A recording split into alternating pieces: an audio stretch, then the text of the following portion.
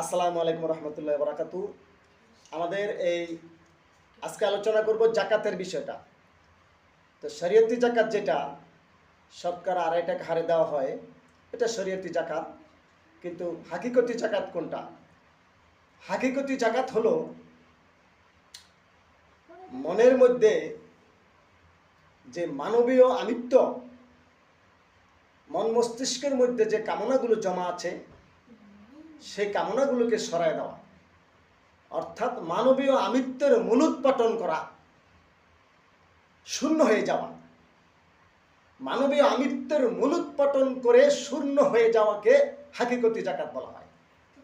এই জাকাত যদি কেউ না করে, তাহলে শরীয়তি জাকাত করলো সারা জীবন, শতকরা 2.5 টাকা হারে জাকাত দিল, স্বর্ণরূপা জাকাতও দিল ওই হারে, কিন্তু আমিত্বের বেড়াজাল থেকে সে মুক্ত হতে পারলো না। মানবীয় আমিত্ব থেকে মুক্ত হওয়া হাকিকতি জাকাত। মন মস্তিষ্কে কোনো কামনা জমা না রাখা,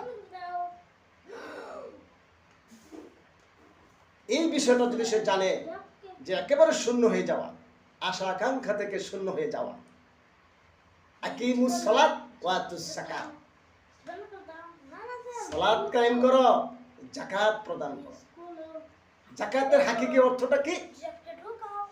মানবীয় আমিত্ব থেকে সম্পূর্ণ শূন্য হয়ে যাওয়া, মন মস্তিষ্কে কোনো কিছু জমা না রাখা, এটাই হলো হাকিকতি জাকাত।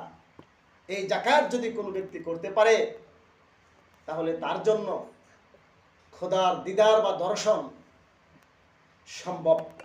এতে কোনো অসম্ভবের কোনো কারণ নেই।